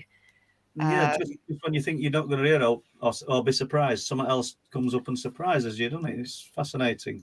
I'll try and find that clip, Paul, and Yeah. I'll send it to you so you can share it. Okay, And the thank name you. of the film documentary. So, jump to Steve just briefly then, because I know it's not a massive account, but we went to Rendlesham. How long since to see Colonel Holt? 12 years. Oh no, it's not. I don't think it's that long. Didn't it? No, fair enough. No, I can't remember the year to be. I want to say 2017. No, it's anyway, we're debating, aren't we? So I didn't think it was then, but we went to Rendlesham, and we went in the forest during the night, and we got some unusual pictures. But you also saw something, didn't you? Yeah, well, when Derek Savory showed us an awful lot of photographs that it's taken in the forest with anomalous life forms, orbs, if you want to call them. I take those things with a pinch of salt a lot of the time, because we know there's various reasons and things that can cause orbs. But some of these photographs are really sort of out there and looked a little bit different from the norm. And he took us through the forest, and he took us to some weird places, and I can honestly say it was a forest. I expected it to be a big wood, because in this country you tend not to have masses of trees together like that, although Broxer and places like that are very densely populated trees. So he took us to an area, I don't know if you can remember, he called it Blair Witch. Yeah. And I thought, okay, Blair Witch, Rendlesham Forest, yeah, great. And we got there, and literally the trees were full of witch symbology, Wiccan, sort of, I don't know what you call them, hanging from the trees. And it was quite scary. I wouldn't say it was scary, but it was quite sobering to see that this actually really does happen in the woods. But just as we were leaving that area, just going back to the photographs, I was snapping photographs at various places through the forest, of course, like you would. And I would say 80% of the pictures I took had some form of light anomaly in them, and I don't say that lightly. There were white streaks, not moths and flies, but literally white streaks. Some of them were the full length of the photograph. They were vertical, they were horizontal. Some had multiple. I maybe thought I might get one or two, but I got quite a lot of photographs. But there was a really interesting area of the forest which had it looked like an abandoned gatepost and a track that seemed to lead to nowhere, but obviously it did. It just looked an interesting place. So I snapped, I think, 4 photographs in a row of this area, this gatepost, and the first photograph came out, and it was dark red. It was like a dark red mist completely filled the photograph. It isn't the first time it's happened. Actually, it happened with myself and Paul at Danes Dyke. Now, some photographer might tell me that it's a trait of the camera. I don't know. But the second photograph did the same thing, but it was slightly less dense. And the third photograph, it was less dense again, and there was no redness at all. And in the fourth photograph, it was perfectly clear. The gatepost, the little track running away was all perfectly normal. So I thought that was a bit weird. But then going back to the Blair Witch area of the forest, as we were walking, I believe it was just walking away from that area, I just again looked across. There's lots of sort of offshoots of the forest, and I look up what was a bit of a clearing, and at the end of the clearing, I just see a white square of light. I want to say about a foot square. Now, it was very close to the ground. It wasn't like a deer's. I've said this analogy before. When we saw the white squares at Bempton. A deer's butt would have been 3 foot in the air. This thing was close to the ground, maybe a foot off the floor, about a foot square, and it sat in the middle of this clearing, like a pathway. So I just immediately set off running after it. People are looking. There was quite a few of us on this trip, and they're all looking at me mad. Like, where's he going? Why is he running off into the forest? But I was adamant. This square of light had just sort of appeared, and it just floated off into the undergrowth, into the trees, and I'm running after it. But of course, by the time I get there, it's gone. Yeah, nothing there. But I was the only one to see it as well, which was a shame, because there was probably 4 or 5 people with me at that point, and I shout, "Look at that! Can you see that?" And by the time people have turned around, I've set off running through the forest, and it's gone. So it was interesting. But the photographs really interested me because I'd seen all Derek's sort of evidence, and like I say, some of it can be probably explained. But there was some interesting like sort of anomalies in the pictures. But we did the same at Flixton Woods as well, didn't we? And we got the mist. Yeah, around me, I think. Quite substantial as well. It wasn't just a little puff of breath. There was big mists all around. So I guess what we're on about here, and I don't know whether you've took pictures in Dark Rev or Don or Joe, but he's just literally taking lots of pictures with your digital camera, and you like Steve's just said, you're getting clarity in all the pictures, and then all of a sudden you've got 2 or 3 pictures where you're immersed in this. It's some of it's red, isn't it? It's a red coloured mist or a white mist. I know Brenda Butler, if anybody's familiar with Brenda, she's sort of very prominent in Rendlesham Forest story, and she's got hundreds of pictures that she's taken in forest over many years, decades, in fact, of these strange groupings of this mist just in 2 or 3 pictures, and then everything for rest at night, or as long as you're taking pictures, becomes normal. And it is strange, and I love getting them pictures, and it's very infrequent. We, like you said, we got them at Flixton and we got them at Danes Dyke, didn't we? Yeah. Anybody had anything like that whilst taking pictures in the night? No? I had lots around York. Really? Yeah, lots of photos. Me and our last when we were first started seeing each other. We used to go to York on a weekend quite often, and yeah, go take photos all over the place, and some strange stuff like that had come out on it. Yeah. Yeah. Okay. Fine. Anybody, any views on Rendlesham? While we're talking about Rendlesham Forest incident and the UFO, is it a case you've looked into, Don? Yes, I think the trouble with Rendlesham and the trouble with Roswell is they're trees that have been shaken so much, and you can find commentators who say it was this, that, and the other, and other people will say it was a mass invasion, and there's a whole spectrum. I must admit, I think something happened there. I think somebody knows more than I do. But I do feel that the whole scene gets obfuscated by revisiting it every year and somebody else having a new idea and what happened. And certainly it's true of Roswell. So it's a very interesting thing.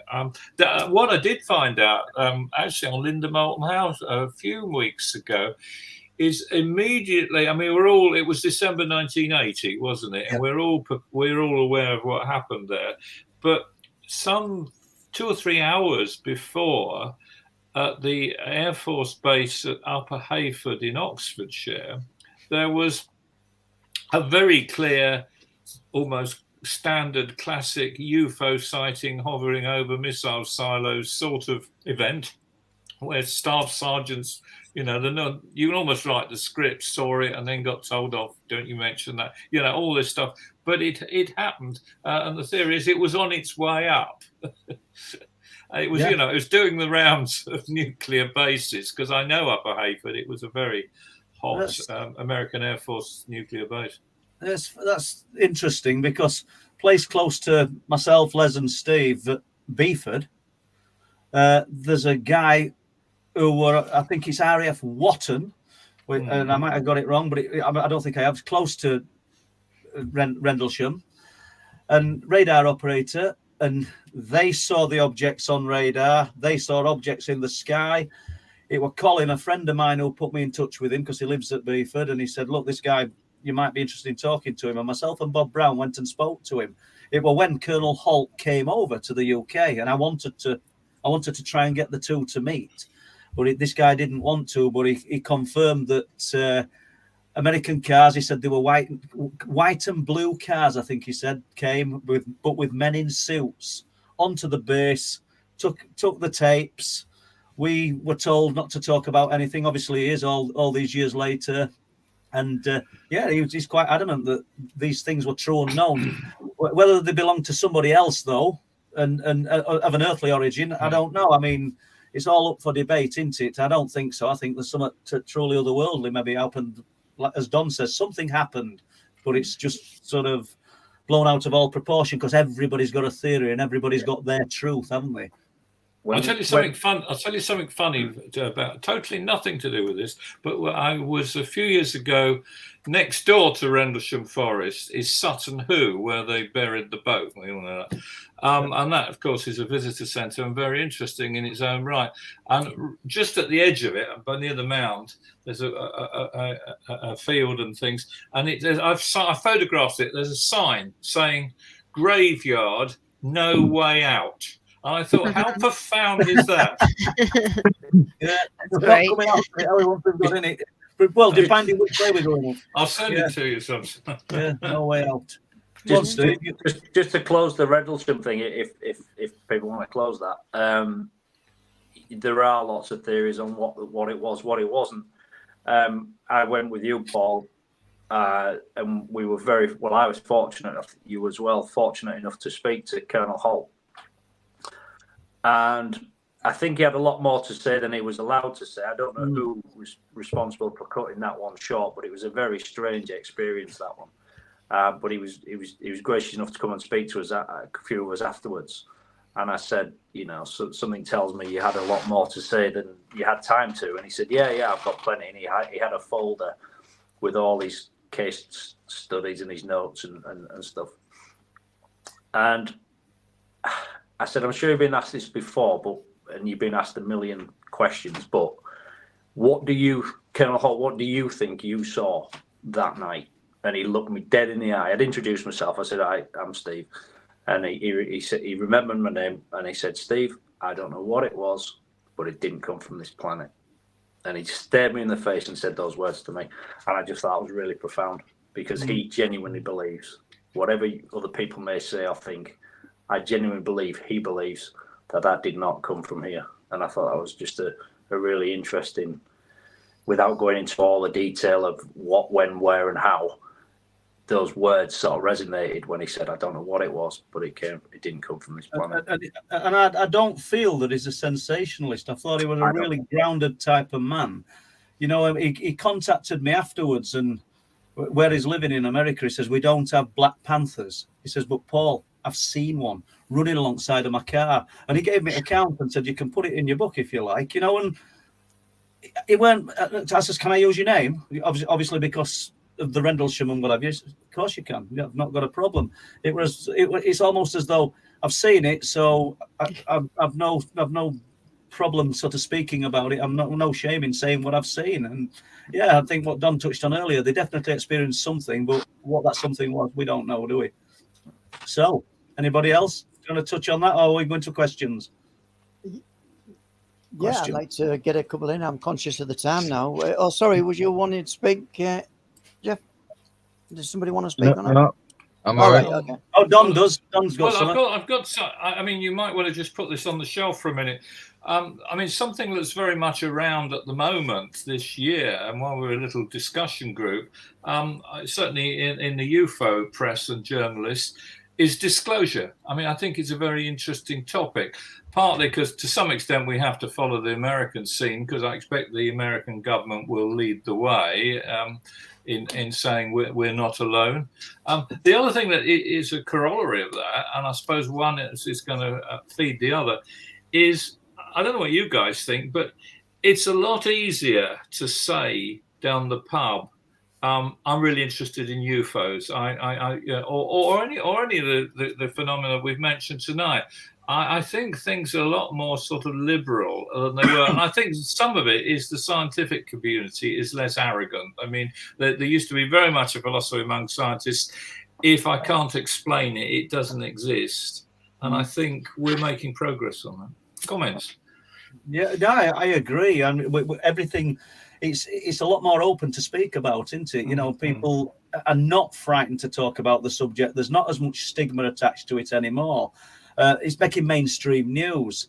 I don't know, and making mainstream news not in the sarcastic sense that we used to see as much. We still get the old, you know, everybody's in tinfoil hats, but there's a lot more prominent people talking about it and the reality that what you're looking at, Don and Revenant and Joe and Steve, Les, that there's a reality to it. So yeah, I think we've been taken seriously. I wouldn't say full sweep, but a lot better, as you just said. Yeah, I think that in America, as you say, you know, the media are taking it in a more serious matter. But then again, you come to the UK tabloids, red tops or whatever you call them, and they still put the humorous UFO quip on there, don't they? And still put the jokes in and things like that, you know, mockingly, I should say. But could we? I don't know. I suppose we could have done 10 years ago, but would we be talking about the Fae like we're talking today, 10 or 20 years ago, in an open discussion, or the cryptids? So I'm not downplaying what Joe's talking about, you know, and what Revenant's seen and the strange voices, and it's it's definitely opened up. It's definitely there's opened lots up. of ears Yes. want to listen to this. I mean, I think what people who study this more deeply than I do have concluded that the different factions, is what you're saying, they talk to each other far more than. I mean, we're great because we're very joined up. But I mean, there was a time when MUFON weren't interested in abductions even, or they certainly weren't interested in ghosts or any of the hairy creatures that are in America. And now people are now thinking, that these strange creatures occurred, and then I saw a UFO over my house. Are they connected? And we're getting that. Yeah, I think so. And Well, sorry, Jeff, I was going to say it's opened us between people that are having sightings, but it's now becoming very valuable commodity in terms of the amount of audience that it's gaining worldwide and interest. And once that starts to happen, that's when you've got to be careful of the bigger sort of media production companies that'll try and snaffle stuff, try and push the smaller ones out. So it's got to be kind of wary of all that as well. You know, it's interesting where it's going. Yeah, there's a lot of interest in it. You're spot on, and it'll get exploited. I think in some instances it becomes exploited and becomes almost a circus, doesn't it? You know, we've seen it with, not naming any TV shows, but we've seen it with TV shows and documentaries on the subject. And it rather than taking the true essence of what we're supposed to be looking into and the thrill of knowing that this great unknown is out there, it's turned into a circus. So there you go. Yeah. I think, that's Questions great. And I think then at this point, people will be asking about the film Wolflands, Paul. And I suppose if you could update people of where we are on that. Well, we've been updating them for 3 years, Les. But you're right. It might sound a bit weary now, but we've just. Well, it's out there. It's with a few people, should we say, sort of a lot more prominent than ourselves, and there's interest in it. There's definitely interest in it. They've not knocked it back, and we got told today by one company, give us another week, and that's what we've got to do. So there's not really loads to tell people. We've started the second one, obviously working title Wolflands 2, but the title will change, and we don't want to be that boring, do we? Like Truth Proof 1, 2, and 3. But you know how it goes. So we're just chipping away at it, and it's thrilling. I love it. I'm doing some work with Chris Turner. That was pretty mammoth. We had about 4 days, just absolutely solid, and I just love getting out in field and doing what we do. Okay. Well, on that Mark. Mark McKinchley is asking, and this is topical over the last couple of weeks, and I suppose it just needs a couple of paragraphs from probably each of you. Is what are your feelings about the Vegas aliens? So, if you're not familiar with the story, there was a family in Vegas who had a little bit of video footage and claimed they saw 8 to 10 foot creatures in the back garden. I've seen it, Les, and just to kick it off, I'll tell you what I noticed. I thought the timeline, the clock on the video that was shown were different to what there was when they were saying it were actually filmed, unless they've just not got. Well, I'd found out the film was actually the account was actually in April. It only surfaced 2 weeks ago. Right. Okay. But, if anybody's got any thoughts on that, I saw it. I don't think I think it's faked. Personally, I'm not feeling it. That's the feeling I get from it. I think it's been faked. For whoever is, I guess I'm asking myself, who's going to gain from this and what for? Yeah. Okay. Right. There's a lot of hype at the moment. There's a lot of hype. We've got the whistleblower and everything, and this has just come out, hasn't it? You know, and it's all a bit too clean and straight. You know, what's the word? Yeah, it's all a bit happening a bit too sort of convenient. Conveniently, exactly. I agree with Joe. I think the problem is that there is so much of it about, and it's sort of so easy to fake or get errors that look like old men on the horizon or whatever you're looking for. I must admit, a really good, I'm sure Paul would tune into this, a really good witness who looks you in the eye is much more convincing than 5 minutes of footage. Yeah. But this is it. This is what human beings, they always want that. You know, you talk about, fairy encounters or, UFOs or whatever, and they'll say, oh, give me the evidence. I want to see the evidence. It's like, this is the thing. People want that, they yearn for that sort of evidence, but it's too easy to give it to them as well. It's too easy to convince people with a bit of shifty. You mean in the form of the Las Vegas story? Yeah.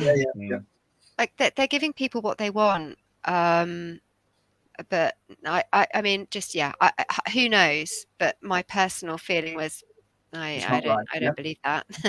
Comment. And I know Steve's not seen it, so you're not going to comment, are you? I have seen it. Oh, And I agree with what's just been said, to be fair. I think the problem we've got now is we've got all the technology, we've got cameras everywhere. So it's going to be really hard to weed out the wheat from the chaff now. You could have I've said this to you on many occasions, Paul, we could watch a UFO land in the field at Benton, little green men get out, we can film it all, and we'll still be liars. We'll still have faked it. And only who was there at the time, the witness, can say that was real. And that's the problem with technology. Is great. We've got more cameras in the world than we've ever have had, and there's some really interesting phenomena being filmed. But unless you were there, you'll never know whether it's real or not. Before we move on, because this is not unexplained phenomena, people, but it's an experience that me and Steve shared at Cotton. And once again, I reckon he'll know what I'm going to say. Sorry, my dog just growling in the back. Well, yeah, see to your dog, and we'll have. Do you say you got to see to your dog? No, she just growled. I don't know if you can hear her. She just grumbled. No. Coincidence. I don't know who believes in coincidence. He tells this story better than I'll ever tell it. Just tell the story, Steve, even if you've done it before on air. Yeah. Okay. So Paul and I spent many a long evening in various locations, sky watching, and as you do, obviously you stand there 2, 3, 4 hours some nights.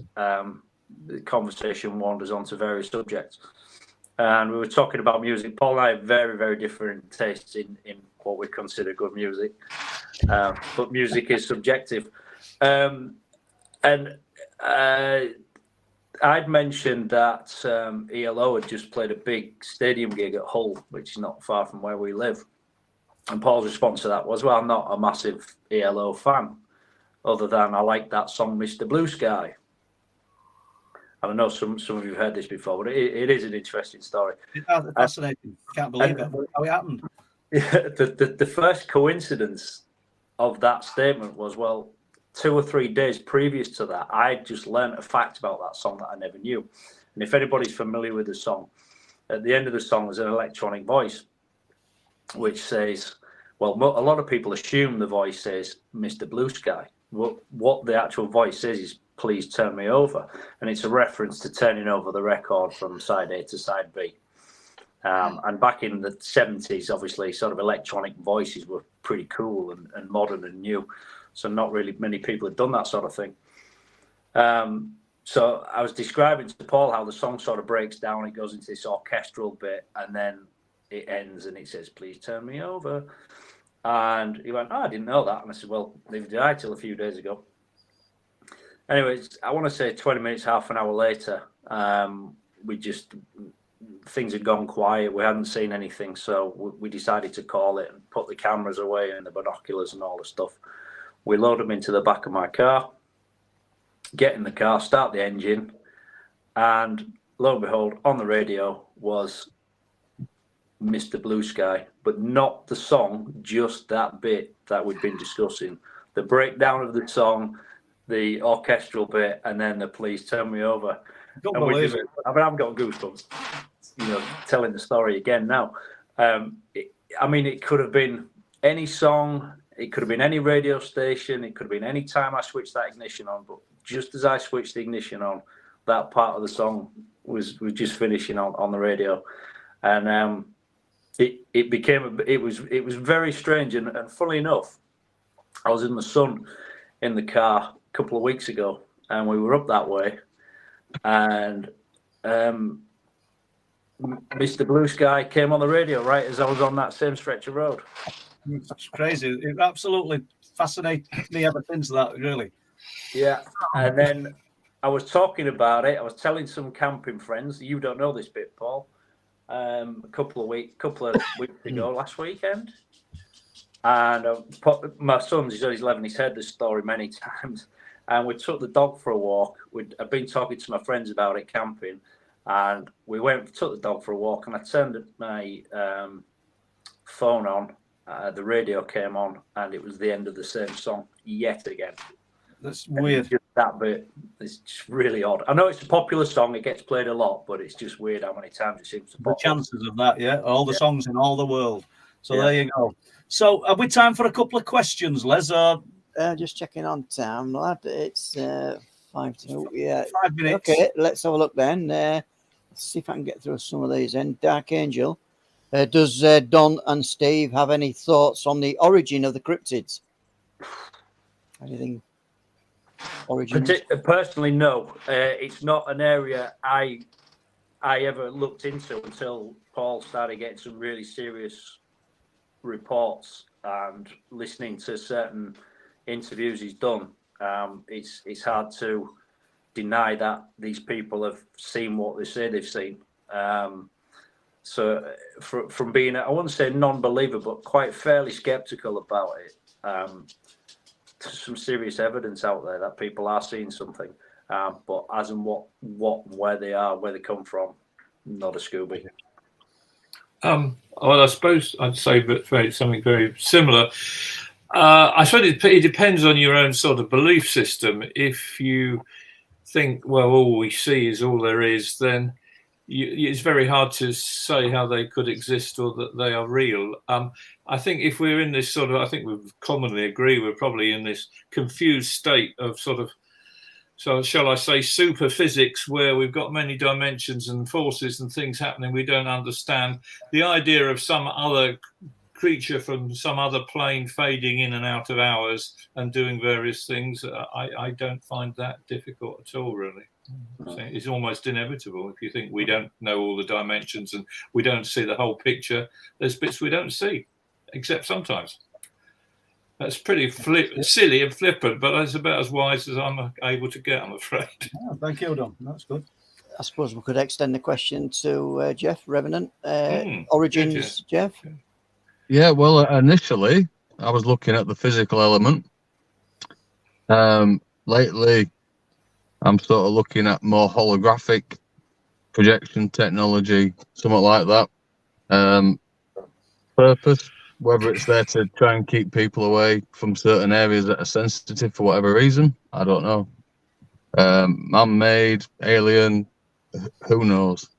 But yeah, that's what I'm looking at the minute. So sort of frequency, and that's more to do with frequency, because hence why emotional feelings are of fear seem to be portrayed onto people. So I think there's that element as well, which is all to do with holographic element.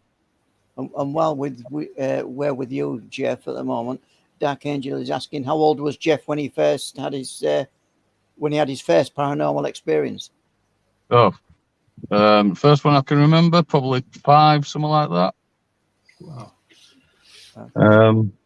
Yeah, when I was young anyway. Can we throw that question out to Joe before we close down? About where do I think cryptids come from? Yeah, I mean, you may not have a view on it, Joe. Well, the ones that I can think of that speaking to people on the show, I feel that they are some kind of personification of place. So they seem to be some kind of something to do with the environment in which they appear in those kind of circumstances. But I know it's not always like that. I mean, you get cryptids, that may have escaped from places like the Los Alamos Laboratory and places like that. So, that is man-made then. But I think the ones where they're kind of these otherworldly beings that appear as cryptids, they seem to be to do with the sacred locations. Yeah, thank you. So I think we're just about wound up there with 59. Yeah, and actually another question came in on similar, and it was for you, Joe. What does Joe think of the origins of the Fae? Where do the origins lie with the Fae?